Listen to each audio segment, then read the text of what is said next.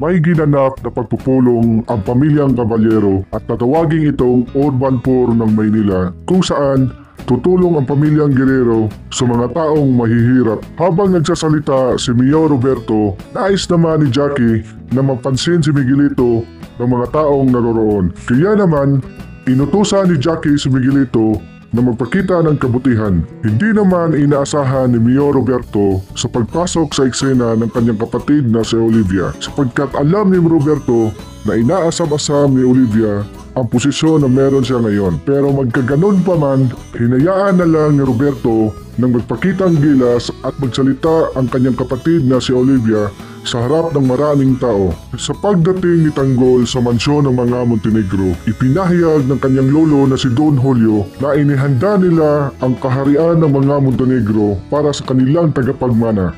Sinabi naman ni Ramon na ibibigay nila ang pagmamahal ng isang pamilya na matagal nang hinahangad ni Tanggol. At dahil nararamdaman na ni Tanggol ang pagmamahal ng isang ama, kaya naman nakapagdesisyon na si Tanggol na tatanggapin niya na mapabilang sa pamilya ng mga Montenegro.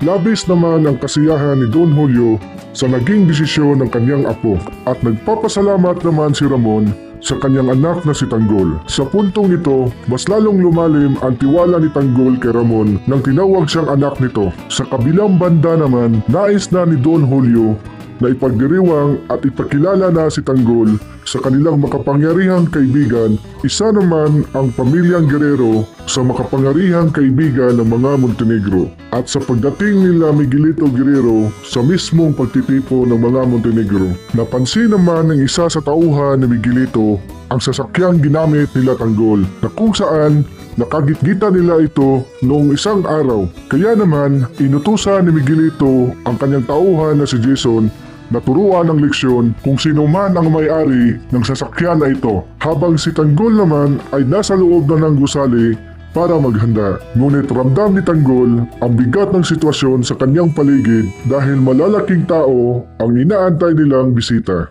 na gustong makilala ang tagapagmana ng mga Montenegro. Gayunpaman, uminit ang tensyon sa labas ng gusali kung saan naroroon ang mga kaibigan ni Tanggol at ang grupo nila Miguelito Guerrero, hanggang umabot ito sa suntukan at walang sinuman ang nagpapatalo. Pero sa hindi katagalan, naglabas ng baril si Miguelito at tinutukan si Madonna. Sa mga tagpong ito, nagsumbong si Peng kay Tanggol na napaaway sila Bulldog at Madonna. Hindi naman nag-alinlangan si Tanggol na lumabas para tulungan ang kanyang mga kaibigan. At pagkakita ni Tanggol kung gaano kayabang ang nakabangga nila Bulldog, agad niya itong hinarap at inagaw ang baril. Sa pangyayaring ito, nasaksihan ni Miguelito na hindi basta-bastang tao si Tanggol at hindi niya rin alam na anak si Tanggol ng isang Montenegro.